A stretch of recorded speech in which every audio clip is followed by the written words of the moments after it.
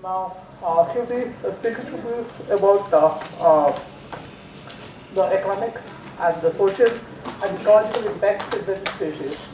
This is going to be the conservation for the whole of the event which is going to happen in the next 3 days. So it's my privilege to hand over the mic to Mike. Thank you. Thank you very much. I think we got some technical work happening here, so bear with us. I have professionals at work. And this kind of reminds me of a story of there was a very famous, very much like the men and women at the table here earlier, a very famous professor who had gone all around the world speaking on a topic, and he was well regarded, had so many invitations to speak. The presentations were attended by millions of people over time. In fact, audiences were standing room only. Each time he spoke, there were rounds of applause for hours and hours of applause. And each time he went from place to place around the world, he had a person who accompanied him, a young man who was a driver. He drove his car, he took the professor from place to place, and he stood in the back of the room each time and listened to this speech. And the same speech was given each time, and it was always welcomed with rounds of applause and thanks and well regard. And over time, the driver learned what the speech was about and listened to it and actually memorized it.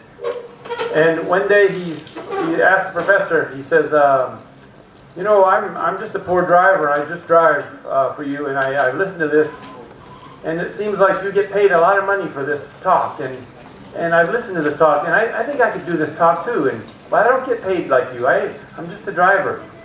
And so the professor agreed. He says, okay, why, we will just switch places. You can give the speech, and I'll drive you. So the young driver gave the speech, came into the auditorium. There were masses of people there. They didn't know who the professor was or the driver, so it was easy to switch. And he spoke, he gave the speech just exactly like the professor. And at the end, there were rounds of applause, standing room only. Everyone was roaring and clapping. And then there was just a little time left in the speech in the day. And the announcers asked the audience, are there any questions? And so all of a sudden, the driver was put on the spot. And a young woman in the back stood up and asked a very convoluted, complex question about the topic, the depth of which only the professor could answer. And the driver stood and wondered, and he looked very sincere. He says, that's such an elementary question, almost unheard of. How dare you ask such a simple question in such an esteemed group of people with me, the great professor? In fact, I'll show you how simple this is. I'll have my driver in the back of the room answer the question. Show you how easy this is. This is this. I am the driver. So I'm very happy to be here. This is a very exciting and interesting topic. My background is originally in ornithology. So I'm a bird person. And I tend to wander into other spectrums. But over my career, I've worked in the wildlife profession and conservation work in many different countries, but also with invasive species. Now I've worked for 15 years for the U.S. Fish and Wildlife Service, and then for another 15 years with the United States Forest Service. So now I've gone from the enjoyable field work to elevating into the bureaucracy and the lion's den of politics and business and policy and trying to convince the decision makers and politicians that this issue is worthy of us paying attention to as a society and globally worth us working on collectively. So I want to go through a lot of details with you today. There's Dr. Sankaran has asked me to speak with you on the whole spectrum of what this is about. So I know many of you might be specialists in certain areas of invasive ecology or bioinvasions or some sort of a plant or maybe even another taxa. But I want to talk about this in a much more broader context So if my technology is working, let me see if I get this button right. This is the right, this one. Forward. Up. So I use this. That new tech. Maybe switch the.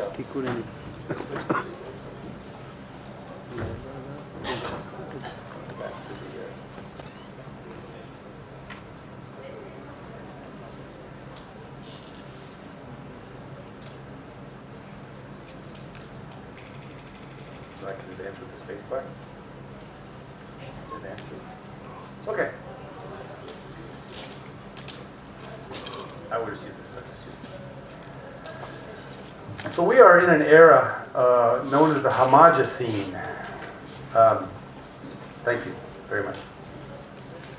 This is a term that has come to pass several years to describe an ecological era where we're recognizing that the global homogenization of species is happening faster than ever before. The prospect of the homogocene takes into account that humans have broken barriers to separate land masses through globalization and travel. This allows species to move between land masses as well as aquatic environments in a way they were never been able to do before. Now that we have species able to capacity to establish themselves far away from where they originally occurred and evolved, the differences between places of origin have become obscured. The homogocene is not directly about people. It is about the homogenization of biodiversity as a result of people and the integration of life that has been isolated for a long time. The word homogocene is simply about the mixing of species that inhabit the earth. There are about 1.5 million species of organisms which have been identified on the planet so far. More than half of these are insects. We heard some of this earlier. The biodiversity on the planet is astounding, but the natural distribution of these species is rapidly becoming homogenized to the activities of humans and other global factors. The effect of humans on global biodiversity and the mixing of species is accelerated by the rapidly growing human populations. This study shows an exponential growth rate of human populations worldwide. As recent as 1930, it took nearly 130 years to add 1 billion people to the planet. By the late 1800s, only 50 years later, the human population growth rate was able to expand by 1 billion people every 12 years. Coupled with this rapid growth rate is the acceleration of movement and redistribution of human populations. Increased shipping and transportation worldwide, there are literally no barriers left to prevent the movement of people, goods, materials, or species. Humans can ship almost anything to any place in less than 24 hours. Technological advancements such as bigger aircraft, ships, and other technologies allow for massive quantities of goods to be moved. Before the age of advanced technology and global human influences on biodiversity, species movement was limited to only a few natural forces and migration processes. Natural barriers such as mountains, oceans, deserts, and distances greatly impeded the rate of spread. Not only can we move things quicker and farther, we can move more volume at a time. This larger and more efficient shipping and transportation process helps us accelerate the rate of spread of non-native species, not only between regions, but within ecosystems. You understand the concept of ballast water exchange. This is a shipping concept. So the ship takes on water to balance itself with the weight of the goods or materials that are being shipped. So what happens is when it uptakes water from one region, it can go to another region, and that water can be discharged. Many of our worst aquatic invaders have been inserted through this seemingly harmless practice by the shipping industry. Although the cost of prevention may be viewed as too high for some ship containering companies or shipping industry, the cost associated with invasion of new AAS through the ballast water is even greater. Through the movement of goods and materials during normal trade and commerce, we are experiencing a wide range of risks and impacts. Invasive forest insects and diseases are often spread through the use of contaminated wood packing materials, such as pallets or boxes. In the U.S., many of our worst forest pests, such as emerald ash borer, were accidentally brought into the country in larval form within wood pallets, used to ship goods, materials, and other products. The study shows a significant rise in the number of detections of forest insect pests within the continental U.S. from 1775 to 2006. If you notice the increase here, it's exponential. The nearly exponential increasing rate is directly correlated with the increasing widespread use of solid wood packing materials during international shipping. In addition to the accidental spread through shipping of goods and materials, one effect of the homogocene is that humans are increasing demand for things that they ordinarily would not have access to. Plants, animals, and other things for various purposes. Increasing trade of plants and animals worldwide through both legal and illegal methods facilitates the movement of potentially harmful species into new ecosystems, where they can become established to spread and cause harm. There are impacts and costs associated with all these invasions. There are also growing costs associated with customs and border protection designed to prevent this action from happening. But all of this translates into higher costs to the consumer. Ultimately, we heard earlier, how do you get people to actually understand the impact and risk if it doesn't affect them directly? We'll talk more about this later. This is a global problem which demands that are tied closely to cultural needs and norms as well as financial gains. Nearly everything has financial value. When given a choice between immediate gains in wealth and fortune over the overwhelming spread of harmful exotic species exacerbating biodiversity loss and environmental impact, many individuals and corporations and even nations choose the former, with little regard for either the consumer or the environment. As we move species around the globe at an accelerated rate, the impacts are almost immediate. Well, areas once dominated by native species are now seeing accelerated dominance by non-native species. Many of these non-native species cause rapid declines in ecosystem functionality and health. These changes in turn affect local communities and their economies.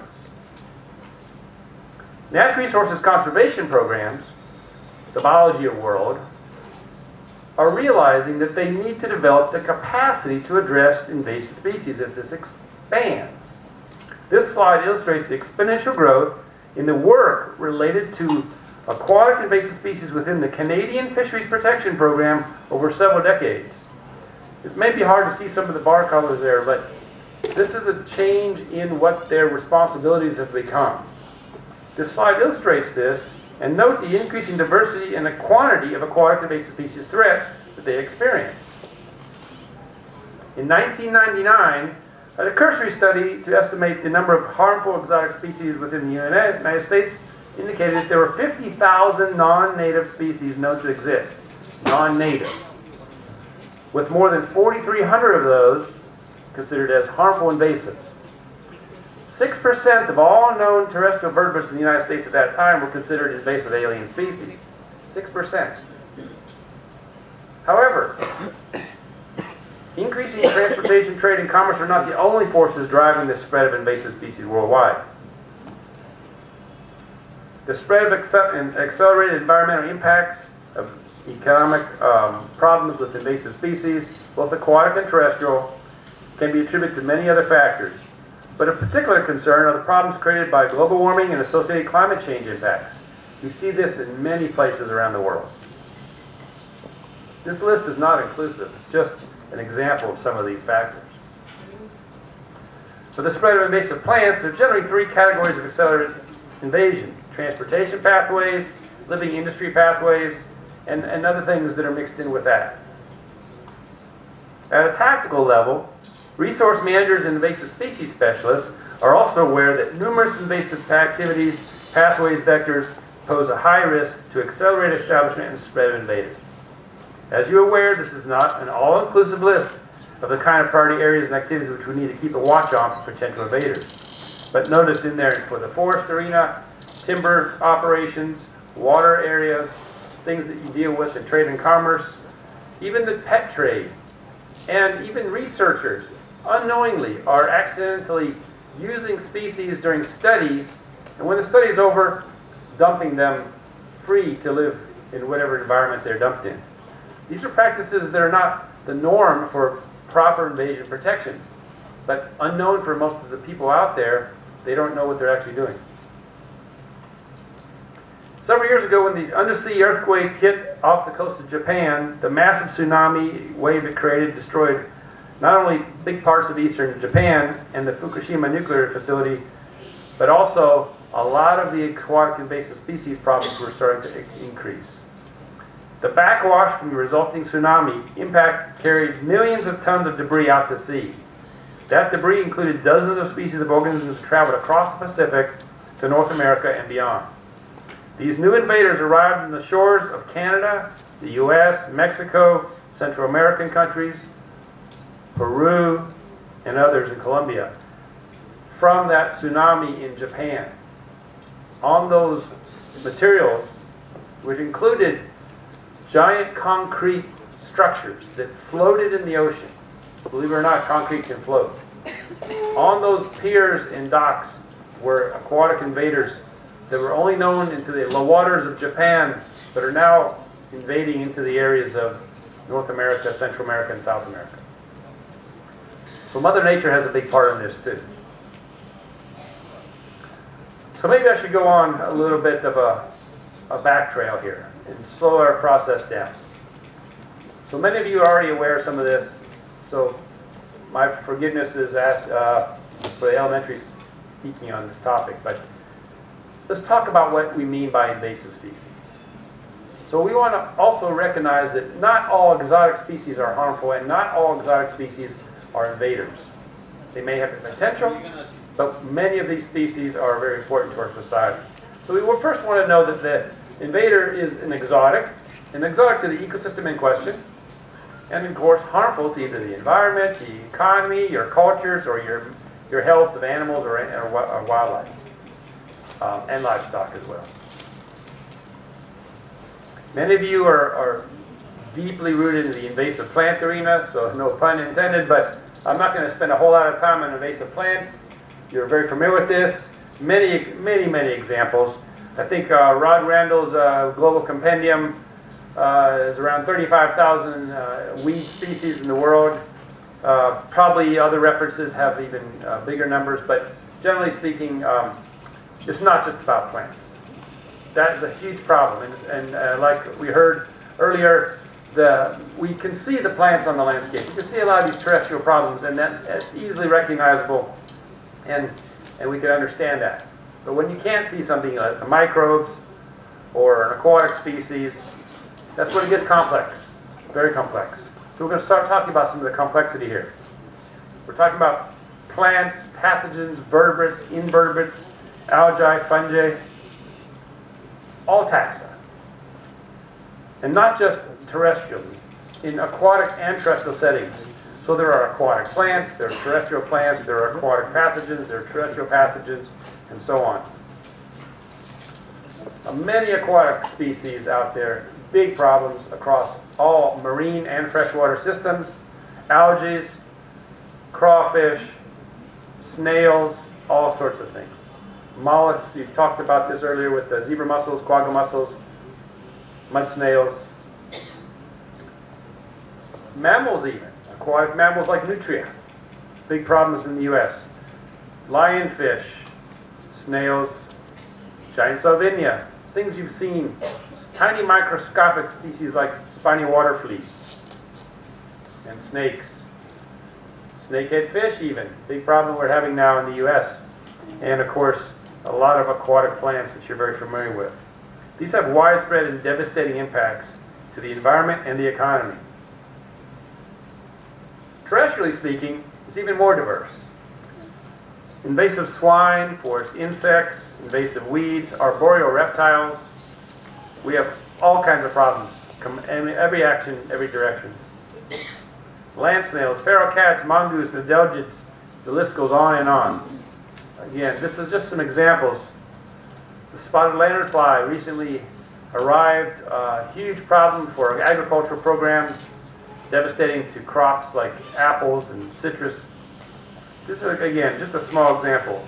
The weeds, the vines, the shrubs, the trees, many kinds of invaders.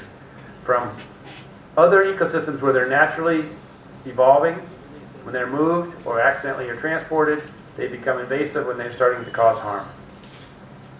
And every area is affected. We are talking about all ecosystems, aquatically and terrestrial, marine and fresh, rivers, streams, lakes, ponds, bogs, swamps, deciduous forests, temperate coniferous forests, tundras, taigas, grasslands, tropical rainforests, mountains and deserts.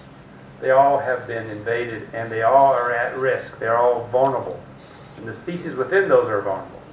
The risk nationwide is one thing, but the risk globally is devastating. Absolutely. This is an old study that showed some hot spots.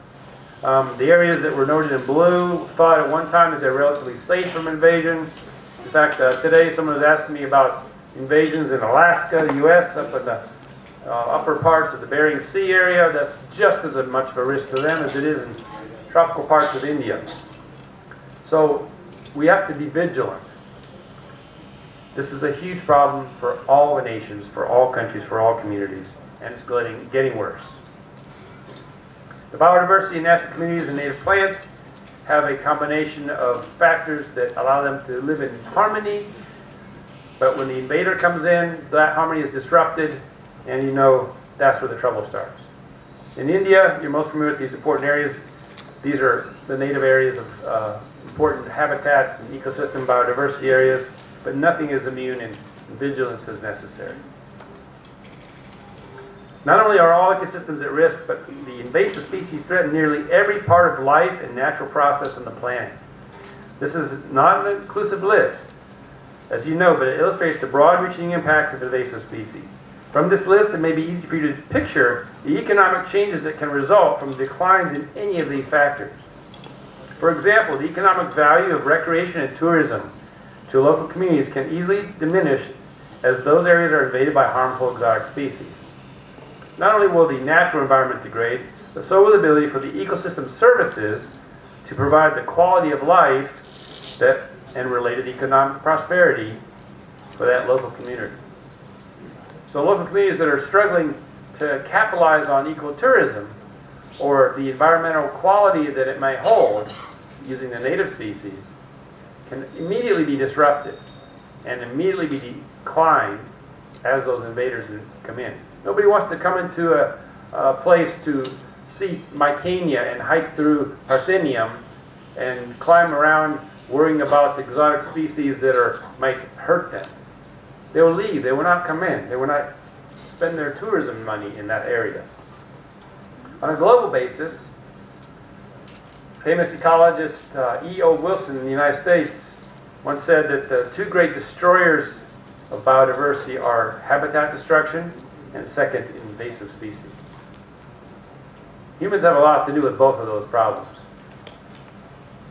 For about 42% of the native species documented to be threatened or endangered in the United States, their decline can be directly attributed to the impacts of invasive species. This is a major policy level issue. The socio-economic aspects of this in developing nations, the impact of invasive species can have far greater impacts on more prosperous countries. A CABI study you might be familiar with talked about the declines in economic growth and related hardships in human health, poverty, and other factors in communities directly related to invasive species infestations, particularly in the agriculture, forestry, and fishing industries. Again, the common man is more likely to be impacted than the wealthy and the rich. We know that invasive species risk can be viewed from many perspectives.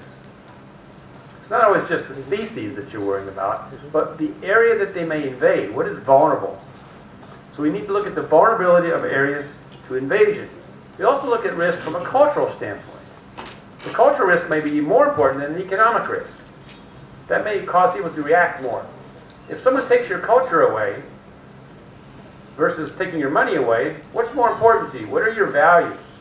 The invasive species issue is a values discussion. We wonder why we cannot raise awareness to the level that's necessary for action, and maybe because we have different values being included in this discussion. So from an economic standpoint, species risk sometimes fails to recognize the relative cost of prevention and control. Mitigation and long-term restoration may also not be included in the concepts of economic impact. So we need to factor those in as well. We discuss prevention. It's easier to prevent something, although it's expensive, than it is to wait till it's a control problem. We'll talk about that more later. But no matter how you want to view risk, it must be relative and within the proper context. So let's talk a little bit about the basic invasion curve. So for those of you who are so familiar with this, feel free to walk out and have a coffee or a tea. This is an elementary discussion, but I want to talk about some of the basics. If this is viewable, this is the typical invasion curve. Down here on the very low part of the curve, in the corner of the x and y axis, this is where introduction is happening. The phases of invasion. As the population of that invader rises, eventually reaches a higher process, higher potential for risk. The proactive activities should be down in this first column. Typically, we have awareness midstream, about halfway into the invasion threat. Unless we're very proactive, we rarely are aware that there's a problem until it becomes so apparent that it's already on a trajectory upwardly. This is a problem for actual managers. And politicians and policymakers, they need to be acting in the lower end of the spectrum from an economic standpoint rather than the higher end of the spectrum. Because as you get to the higher end, not only are the impacts ecologically going to rise, but also the economic impacts going to rise, as well as the control costs. So the place to work is down in the corner. This is where we want to spend most of our energy, right here. This is this spot to work. Mostly we need to work up there after we've lost the battle.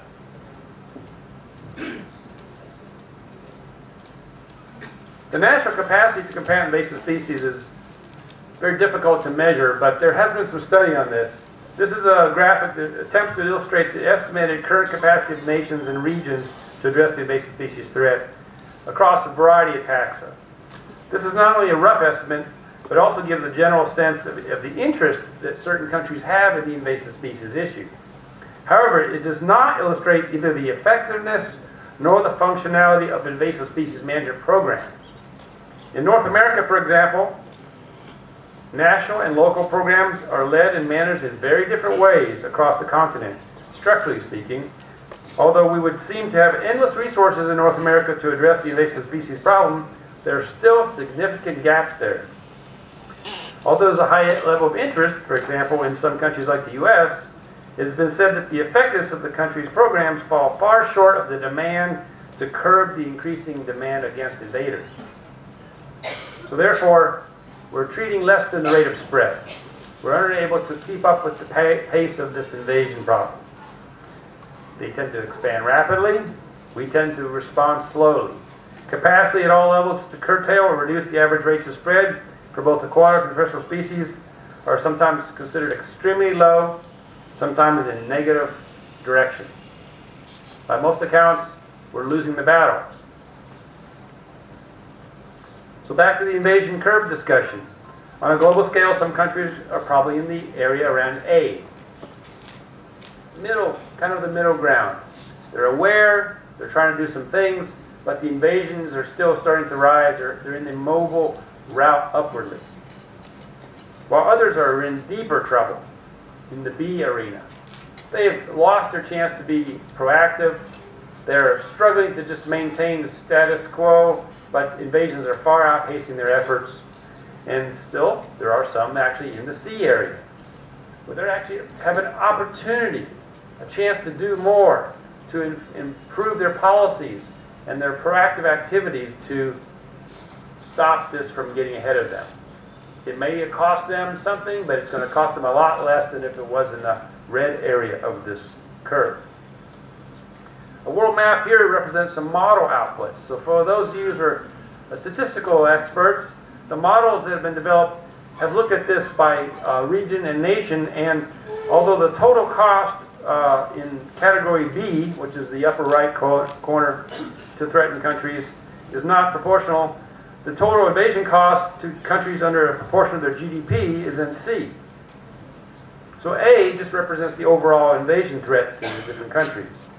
The total invasion cost to source countries, those countries without color were not included in the analysis. So this shows you how there's a variation between those programs and the risk and cost associated with their GDPs. And you might notice that there are highly variable situations and even conflicting data. What we really mean here is, the bottom line is, no matter how you want to measure it economically, the risk is very high for everyone. It's a clear and present danger. You have to respond, you have to react. You cannot wait. Look at some real numbers from data, and again, many studies out there. This is some sample of some of the research that's been done. This is in euros. You'll note there's 2 points I want to illustrate here. The cost for invasive species impacts are massive, no matter how you are measuring that and where you measure it. And then also, the costs are variable in these studies, no matter where you are. So in some cases, we see New Zealand shows 2 billion euros per year impact. In the US, 90 billion. UK, and globally 1 trillion. So there's lots of variation in the science out there. So this is an important thing to understand. The numbers are very large. When you actually do the studies on the economic impacts, you'll find that rarely are they low. They're always going to show very high impacts, no matter what taxa you're dealing with, or what species you're dealing with, and or what region you're in. This graphic summarizes several studies, economically speaking, in Australia, Canada, Germany, New Zealand, and the United States. The figures circled in red illustrate some of the higher costs associated with invasive plants and animals. Again, tens of billions of dollars in the U.S. A lot of money. Are we desensitized to big numbers? Why aren't we appalled? Why isn't this scaring everyone into action? Good questions. Maybe the issue is that, mathematically speaking, we've seen so many cases of large numbers, large figures, or at the grocery store. Prices to us, costs associated with anything nowadays, in the global scheme of things, people are seeing so many times the large numbers used. They're very desensitized to that. So the question was, what number would really cause them to be afraid? A trillion? A quadrillion? Who knows? So let's look at a few examples. Specifically, this one is on feral swine. Now, this is a United States discussion here. So I have some examples that I pulled straight from some of the problems we're having in North America, particularly the United States. Very huge problem for us right now from an agriculture standpoint and a forestry standpoint is the feral swine, invasive swine. Big problem, highly prolific species, about 3 age classes a year. They're very top predators, eat pretty much everything.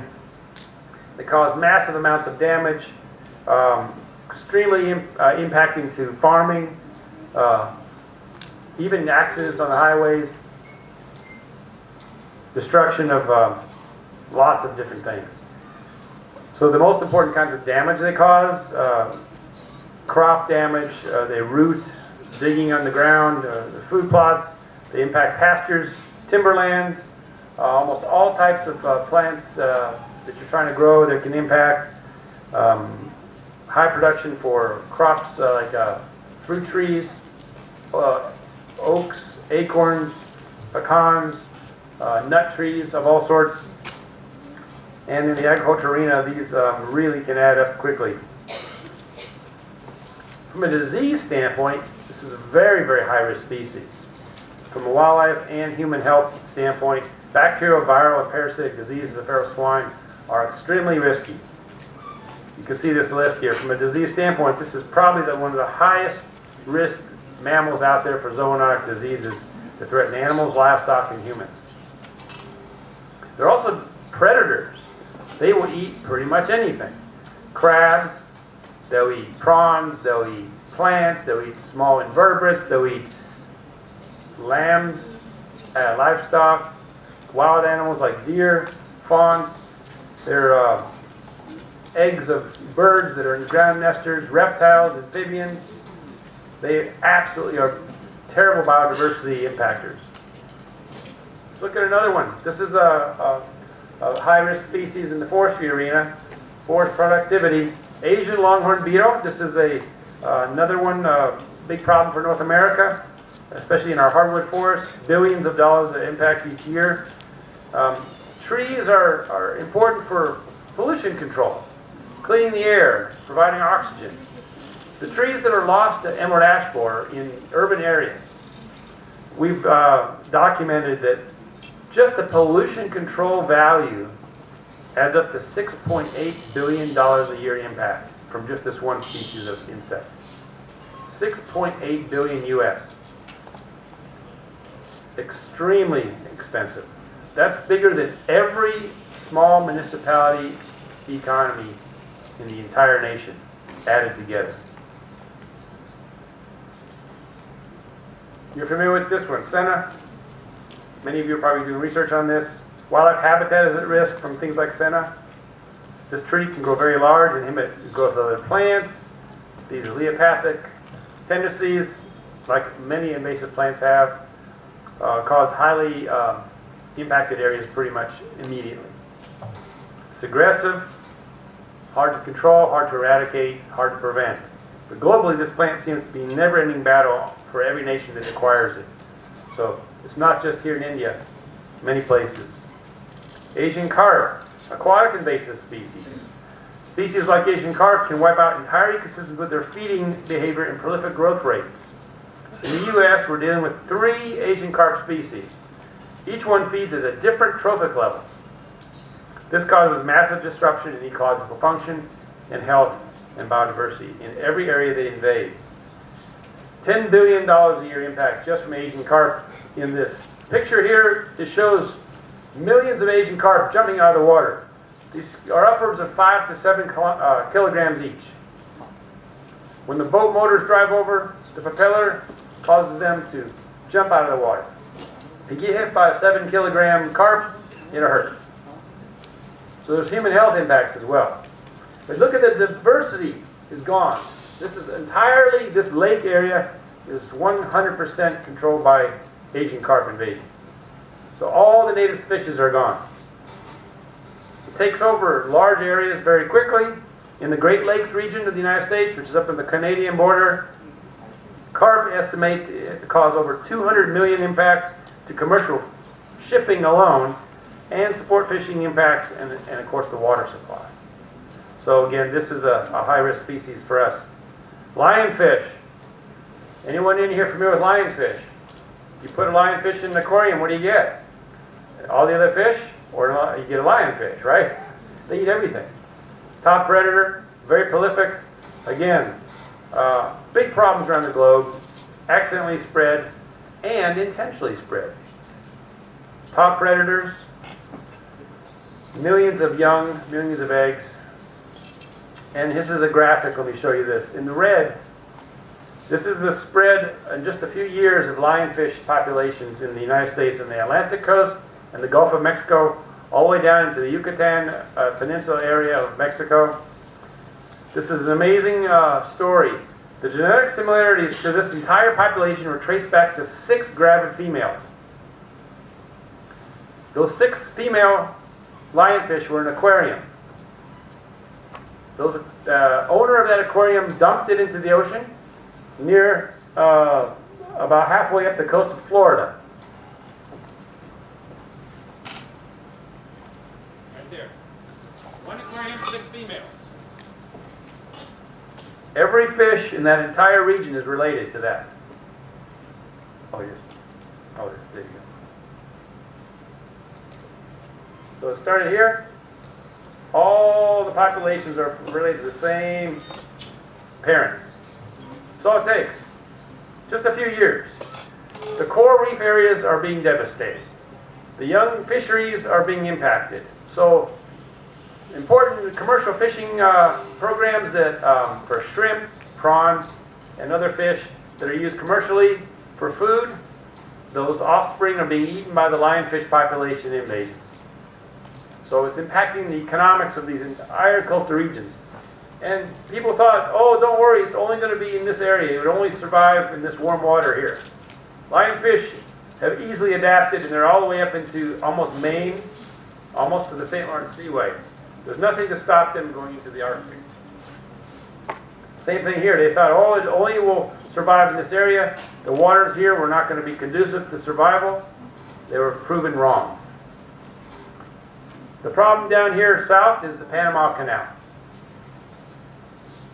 It would probably be within a few years, this population will cross through the Panama Canal, and the entire Pacific coastline will be invaded. To this date, there's no lionfish in that part of the entire Pacific. From the Arctic to the Antarctic, there are no lionfish. Probably within a few years that'll happen. This is what happens when irresponsible pet owners dump exotic species into the environment. Regulations are necessary, but action and enforcement is more important. You can regulate all you want. You can put all kinds of laws on the books, but unless the individual pet owner knows that they're not supposed to do this and are prevented through significant restrictions and enforcement actions, it's going to be a risk, a high gamble. Doesn't mean they'll even follow the rules then. So, a little story there of how bad it can get. We're also seeing a big problem with constrictor snakes. Again, not thought of as a North American problem, but these were captured in North America. We're having problems with them in the southern states now. They're surviving over winter. They're breeding. These are all from pet owners. People like snakes. Boas, anacondas, pythons. Snakes this big. 10 to 12 meters. Amazingly large. After 1 year, the average python in the Florida Everglades is 1 meter long. It's a top predator. Nothing eats it. After about 5 years, it's feeding on alligators, like a crocodile. Lot of issues.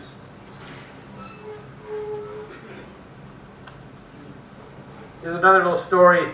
Red imported fire ants. Have anyone heard of this one? Big problem. There's a picture here of a person's arm bitten and a young child's hand and offspring, a young animal killed. This is a mass of fire ants floating on the water. You can move pretty easily. Originally they were brought in accidentally. It was in some wood crates and packing equipment that was disposed of in the southern states after war. I think World War II, I think, was the original time. And they actually just emptied the equipment, and the materials that were in there in the boxes were discarded, but then the boxes were thrown into the forest or into a landfill, and from that point they spread. These are the mounds of these species they live in. The risk of red imported fire ants is not just in the U.S., it's everywhere. This is a risk map. Livestock, agriculture, high risk for that. Disrupt invertebrate balances for lots of other insects. The risk range in Asia. So if you don't have them, you might. Keep an eye out. Red imported fire ants. India is right there in the middle of it. Here's what it was in North America. And so it's moving west and north. This is a study that was done in just the agriculture arena in California, which in our case is the 8th largest economy in the nation. It's a huge generator of economic power in the United States, the agricultural community in the California state. And these numbers here represent the impacts from invasive species. 9.9 billion a year from red imported fire ants. It's amazing. Just a mess. We also have this one. House cats, feral cats. Big problem. Another mammal, big invader. This is where human dimensions come into the play on invasive species. The idea of the anthropological aspects of this. We all love our pets. We love our animals. We love our cats. Whether we have them as domestic in our home, our friends, or they live around our homes in the outdoors. These are top predators. They're very effective, and they eat a lot of wildlife. they kill a lot of native species. In some cases, then they eat it. There are programs to try to catch free-roaming cats and neuter them or spay them and then re-release them. Those programs don't actually work. They don't really stop the impact those cats cause. Makes people feel nice. There are certain species of domestic animals that we tend to have a close relationship to. Cats are one of those. It's hard to get people to kill cats. Some places we have people very opposed to killing cats. We have people who are actually promoting the spread of cats and the feeding of wild cats. But the impacts are tremendous. You see a lot of impacts here on these slide pictures. This creature is such a top predator, it's probably one of the biggest things we've done to add a new predator to the landscape where it normally wouldn't occur. Programs that are designed to trap them and reduce their populations are very limited. They tend to be very effective in urban areas. People have a hard time killing cats in urban areas without the right techniques. Some countries are very effective at it because of the lack of anti-control laws that are being in place. So each year, but thousands of irresponsible pet owners are releasing cats. So another thing to consider. They also help control rodent populations in a sense to help improve our quality of life. So it's a difficult balance for some people, but it is certainly an impact on wildlife. In the U.S., it's hard to see on the slide here, but over here, almost 4 billion birds, native birds, are killed each year from just wild cats, house cats. And the public health risks are staggering. There's another one. This is a very interesting invader. You might have not heard of this. It's a fungal pathogen causes a syndrome called white nose syndrome. It affects native bats in North America. Native bats in North America are not pollinating bats, they're insectivorous bats. Native bats in North America, and there's many, many species, are critical for the ecosystem balances in forests. They provide an ecosystem service that actually controls tree-eating and other plant-eating insects. Insects like eating plants. They're not all invasive insects. Sometimes they're native insects. They're part of the natural balance of an ecosystem. And bats are also part of their natural regulatory mechanism. Bats eat their weight in insects every night. And that includes insects like mosquitoes. So they're actually helping with human health. In the U.S., bats are the #1 controller of an insect that kills corn earworm. So for my colleagues from Iowa, you wouldn't have corn in Iowa, U.S., if you didn't have bats. And for those of you who like forests and trees, you wouldn't have forests without bats. But what's happening is this disease was accidentally transferred into the North American continent up near the Canadian-U.S. border by cave explorers, scientists who are studying and exploring caves, or cavers, or spelunkers in Europe. And what we find is the fungal pathogen was carried accidentally on their equipment. Their clothing was muddy, their climbing equipment was dirty, their helmets had mud, and their cameras and equipment had this soil from Europe. And the soil contained the fungal pathogen. And the fungal pathogen from the caves in Europe was accidentally transferred into the North American continent. And that disease was then spread into the populations of bats that hibernate in large hibernacula in caves over the winter. So in North America, bats congregate in large groups. And just like with a large group of humans, if someone comes in with a cold or a disease, that could easily spread to all of them. So that's what was happening. And what I want to ask, well, why didn't this happen in Europe? Why weren't the bats in the caves in Europe being affected? What you find in Europe is there's not large hibernacula of bats. Bats are in small groups, small populations. When you find a group of bats, it's a small group or one individual bat. So the theory is that this disease swept through Europe maybe thousands of years ago. As it swept through Europe, invaded Europe, the large hyperdactyla bats that were native there were killed off. And the few that survived end up surviving to this day and living in harmony with the disease. Those small populations kept them from spreading in large areas. So the big populations of bats, the large hyperdactyla, were destroyed, and surviving populations were smaller populations of bats. But that had not happened in North America yet. Either case, this is a huge ecosystem impactor. The disease causes the 90 to 100% mortality of no cure. 100%. What happens with this one is it's a fungal pathogen, so that it gets onto the body of the bat, on the wings, on the nose, and the face, and when the bat is trying to go into a state of torpor, hibernate during the winter, conserve energy, it reduces its body temperature, it reduces its body heart rate, and it doesn't feed, and it goes to sleep essentially to survive the winter and save its energy to survive over the winter. Because the bats can't fly in the winter because there's no insects to feed on in the winter. So they go into the caves and they winter in a state of torpor. During that time, if they're invaded by this pathogen, it'll wake them up. They'll try to clean themselves and remove this pathogen, which causes them to use energy, lose body heat. That causes them to get hungry. That causes them to go out into the winter, outside of the cave. The caves have a warmer temperature.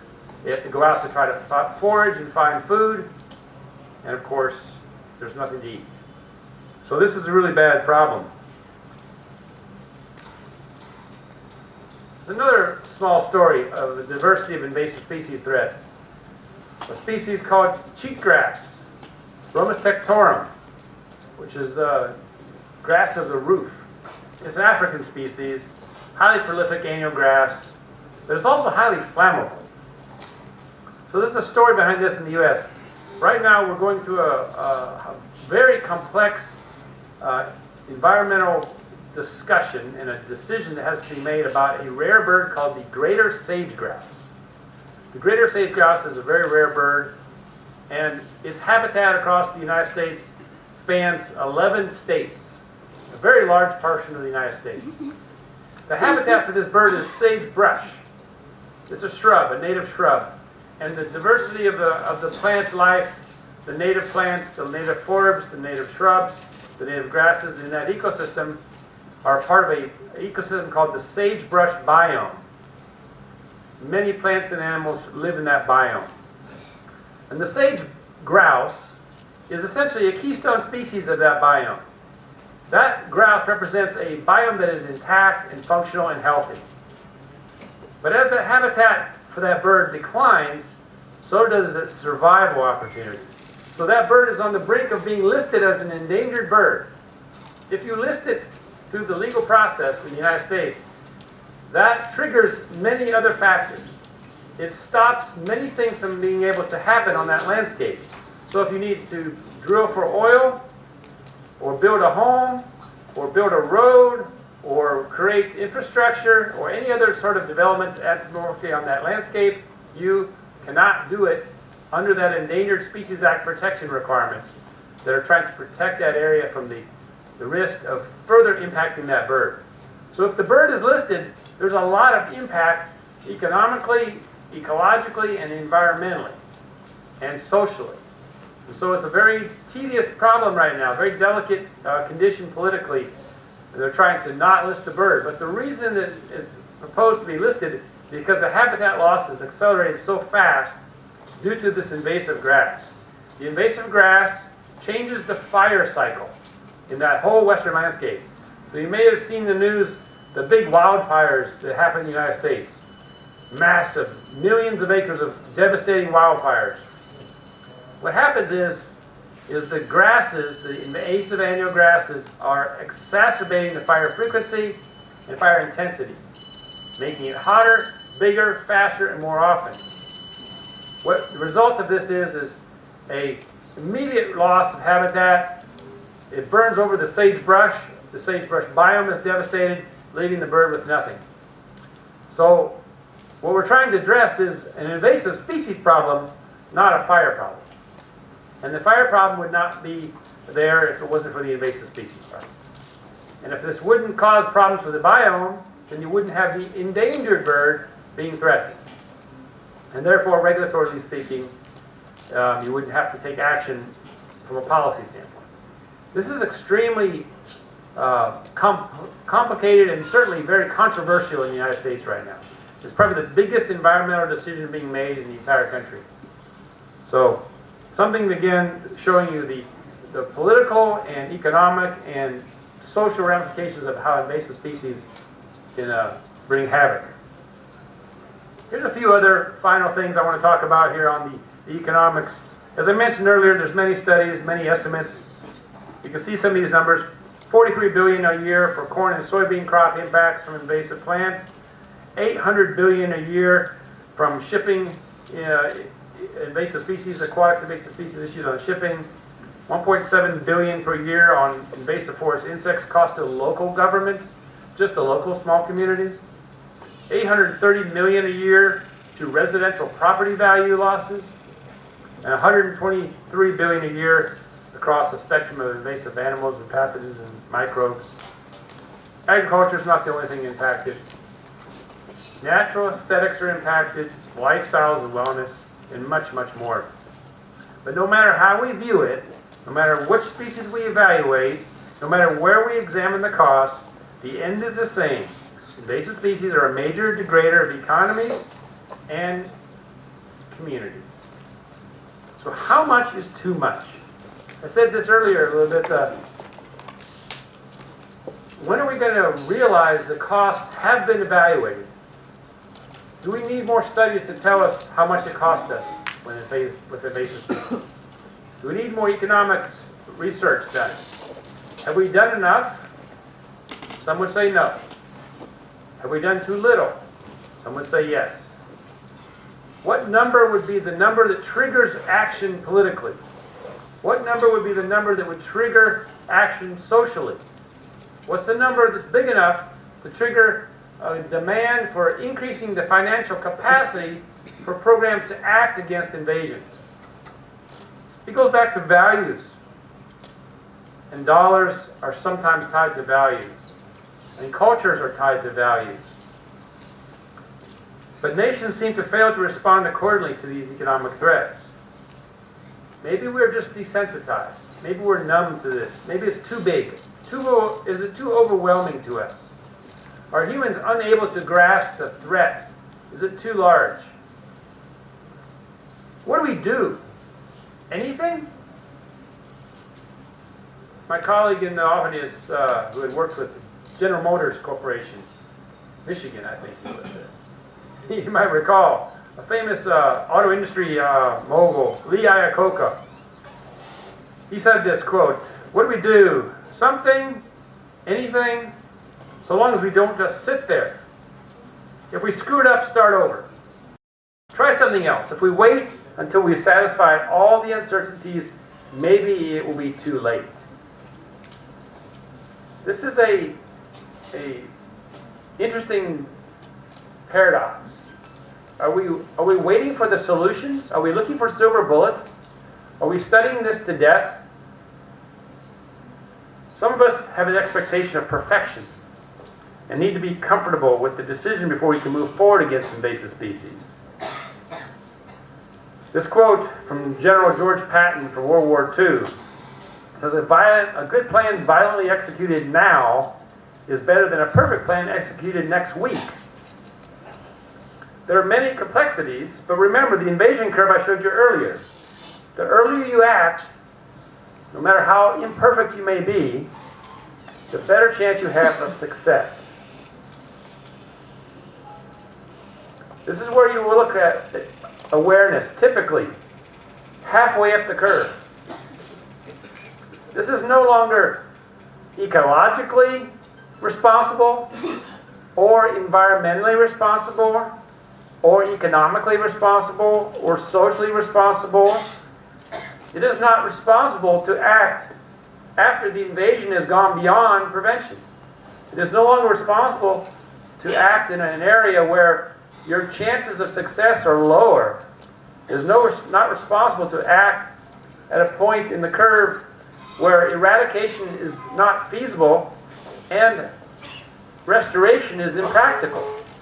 It's not responsible to act after the invasion has taken to the point where people are numb to the impact. In the long run, you'd be better off to not procrastinate. This is a game of 50% or 80%, if you're lucky. If you have 95% of the knowledge, then you're well off. You're far ahead of the average person. You'll never have 100%. You'll never be perfect. You're never going to have all the answers before you act. And you'll never know how the ecosystem functions entirely. Only God knows that. So get ready to move forward with only 50% of the knowledge. Get ready to move forward with only 75% of your capacity. Get ready to move forward with only 10% of the skill sets you think you need. For every inch you make against the enemy, you will succeed in the long run. You'll be better off. Don't be afraid of getting off the mark. Big jobs usually go to the men who prove their ability to outgrow the small ones. This is a big job. Those of you who have been ridiculed for being willing to stand up against the threat of invasive species must maintain your strength and your vigilance. This is not an easy task, and therefore not for the meek or weak. Ecologically speaking, this is a new science in some ways.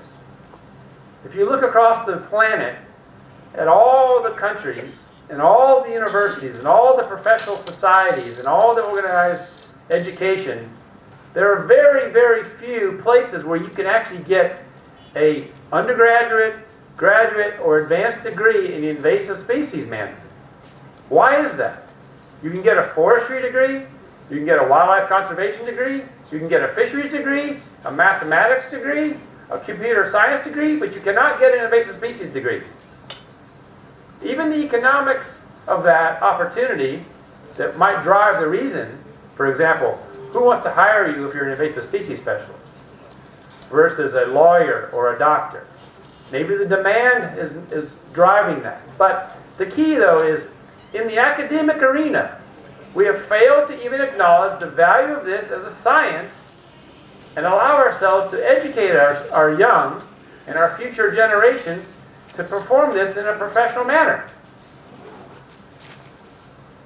So we are coming together, but none of us have a degree in invasive species management. We care. That's why we're doing this, because we care. The future is in our hands. Coming together is a beginning. Keeping together is progress, and working together is success. We will win the battle of invasive species together, but not alone. The more we join together, the stronger and more effective we will be. Strength comes from unity worldwide. Start by doing what is necessary, then do what is possible. And suddenly you are doing the impossible. The great professors and doctors at the table this morning each had a very important message. Each one made a clear point about the threat and the risk and the need to advance on this topic. Each one talked about the diversity and the need to collectively work together, and the values. Start by doing something small. Before you realize it, your progress was growing to a long-term, tangible result. And your work will be joined by the work of others. Collectively, we will take back the invaded areas, protect the environment and protect the native species within that environment, reverse the risk to human and animal health, and fill the holes in the economy caused by invasive species. What was once thought to be impossible by society and our professions and our academics, we will have achieved beyond their greatest expectations. We will succeed.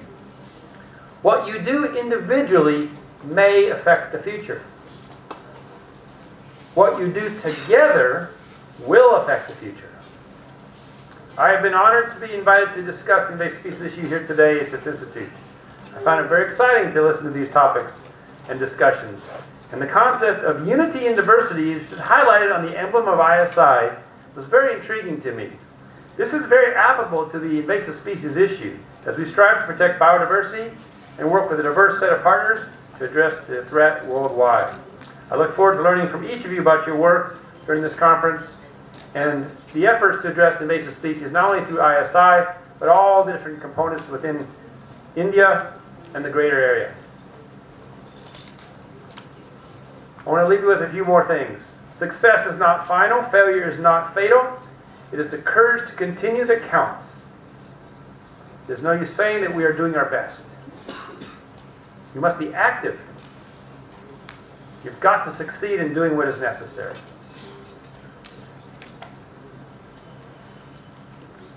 Theodore Roosevelt was one of our earliest presidents, environmental man, very conscious of ecosystems and protecting forests.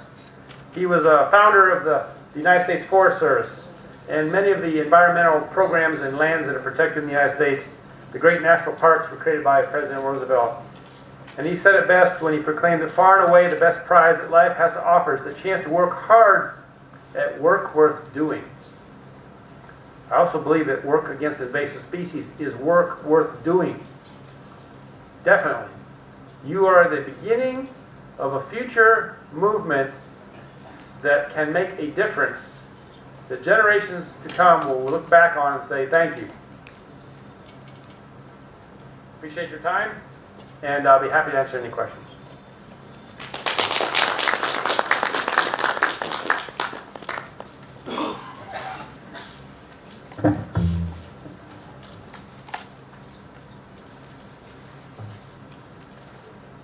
One question? Okay, T. Thank you. Thank you, Professor, for that extremely enlightening session. We seek your presence on the dais for some more time. May I request the presence of Dr. K.V. Shankaran on the dais, please?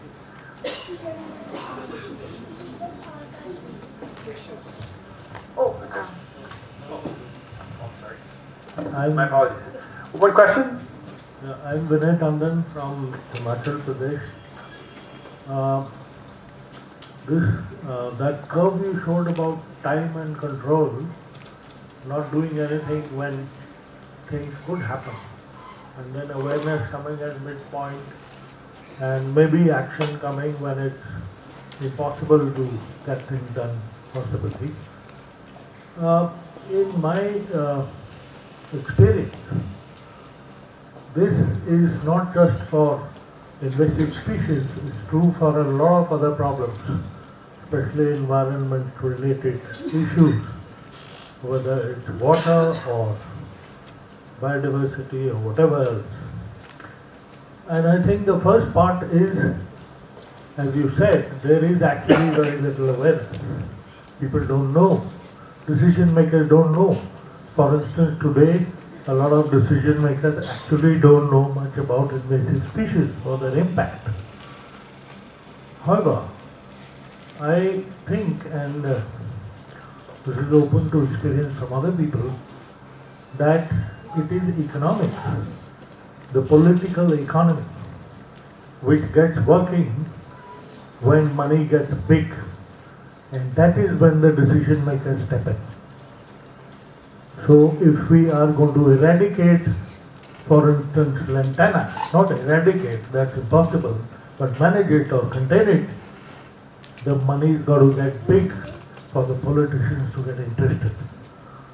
That's my thinking. Thank you. Thank you. That's the concept of the political connection and money is very important to know. There is a natural connection in recent years anyway with the power of the financial power on a global economy. And what we learn is in a global economy there are no more national loyalties. You lose national loyalties, with a global economy because you can make your money anywhere. And you're not responsible necessarily for serving the customer in your local community.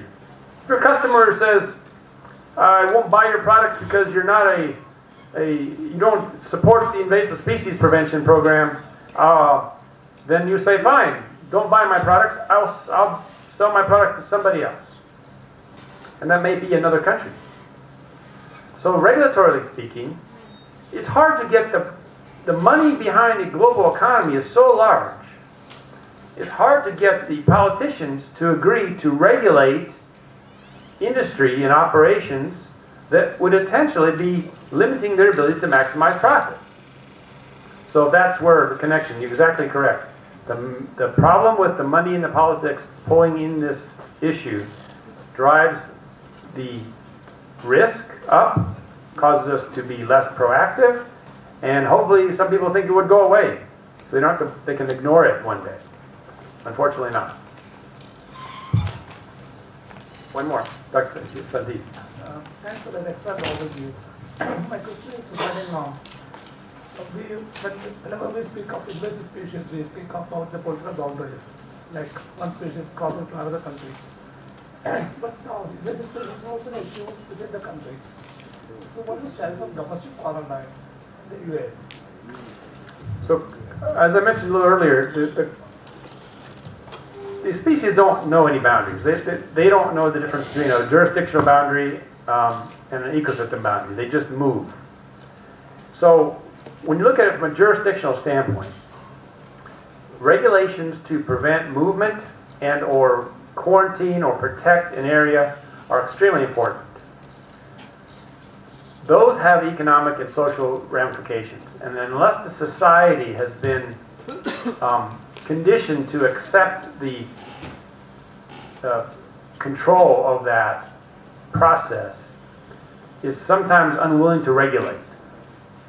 In the case of the U.S., we have a difficulty with regulations, and particularly in this day and age, we're seeing a movement to deregulate and have less protections, less regulations, because of the pressures for economic impact. People are more willing to accept short-term losses economically over the potential of losing long-term profits. In fact, the industry sometimes doesn't see it as a direct risk to themselves. Forest industry, for example, is a good example. So we have a lot of invasive forest insects that come in that cause impact to trees that are not that economically important. So the industry is not willing to invest in protecting itself or allow for politicians to regulate the industry because they don't see that some of the species that the invaders are impacting as something that they care about, even though the entire industry really should step up. So it's difficult, depending on the species and taxonomic issue you're talking about, to find the willingness to impose regulations, impose restrictions, unless you have a very strong program, very strong government, and a social history that allows that to happen.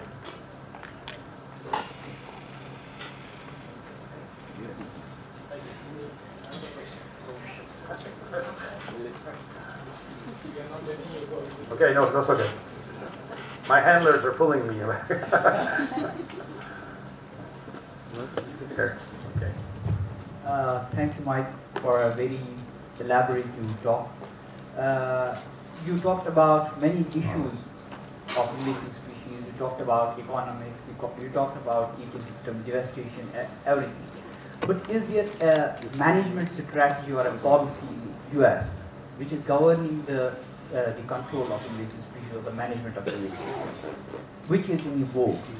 We know many papers, hundreds of papers have been published from the management perspective, but I'm talking about the policy in the government. Yes. So, two pieces to this. There are there's laws and regulations. So that's more something that was requiring a legislative action. And then there are subordinate to that. Sometimes there are policies and directions and plans. And I would say in between there's also strategies.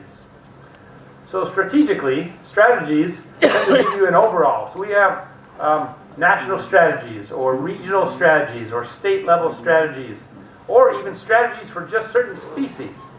Strategies for zebra mussel. How should we collectively manage against zebra mussel? And then within that strategy, it may talk about a state responsibility or a local jurisdictional responsibility or a federal, national responsibility. And then each of those different jurisdictional levels may have their own strategies and their own plans. So in our state, we have a state plan for that species. And then the local community will have tactical plans and management activities assigned to that. So we have a lot of structure. We have a lot of guidance and direction. Frankly, it's all based in sound science. We know what the data has said. We know what actions to take, what to do, what to prevent, what steps should be taken, what should be regulated, where it should be regulated, how it should be regulated. All this is in place. But it's a hollow system that does not have the capacity to implement. Not being critical, but we know how to kill invasives. My colleagues will say, we know how to kill invasives. There's very few things on the planet that humans can't kill. There's nothing we don't know how to kill. We do it accidentally, we can kill things. But we don't have the resources to do the work. So you can write a plan. It's easy to put a plan, right? You got a plan. Here's the plan. India killing invasives. Here's all the responsibilities. Here's the rules. Here's the regulations. Everybody signs and agrees and goes there. Okay, go do the plan. Oh, we have no money. Oh, we have no people. So it's a capacity issue. It's, I think, the most important part. So my background is not as much of a bureaucrat. I work in the field. I'm a field practitioner. I'm more the killing kind of guy. I am the guy who wants to go catch them, kill them, chop them, burn them, whatever I got to do. But to do that, I have to have capacity, and I have to have support. So I have to have a document, or a plan, or a law, or a regulation, or a strategic something that tells me this is how you should do it. Okay, we do that. That's easy. Then I have to have the will of the society to invest their money. Remember, this is public money. Investing their money, their money that could be used for something else. It's a finite resource. So if you have money for invasives, maybe you don't have money to feed children, or for building schools, or for health care. So what's your choice? So all of us collectively in this auditorium, we would say, well, we should go deal with environmental issues and killing invasives. And we need laws and regulations and policies. And the man on the street goes, they tried that with the boom, the crossing walk on the streets. I'm just going to go on there. I'm not going to be stopped to cross the street. Even though I know it's a risk, I'm going to do it anyway. So this is a social thing. This is why I think there was a discussion planned for this week about the entomological dialogue. The part of this human dimensions piece of invasives. That's where the key is. It's about the people and the values that the society has. What are the values? Does the society value its unique character? In the U.S., we have this discussion. Some people are saying they throw their hands up and say, give up on the invasive species issue. Some people even go so far to say the invasive species issue is another example of American anti-alienism. That means, if it's not America, then it doesn't. We don't want it. America first. So all this invasive species issue is another example of civil rights violations, or diversity exclusions, or all kinds of socially unacceptable things. How do you answer that as a scientist? You say, but that's your native life, your native plants, your native forests, Your native ecosystem is being degraded by these alien exotics from another country. And they would say, who cares? That's how planet moves. That's how the life in the planet is going. It's natural. It's okay. Relax. So I hope they answer your question. But the regulations are in place. The laws are in place. The capacity is what's limited. Okay. Any more questions? Well, Mike will be here for next. I'll be around for a few days. So you can grill him Thank you. anytime you want.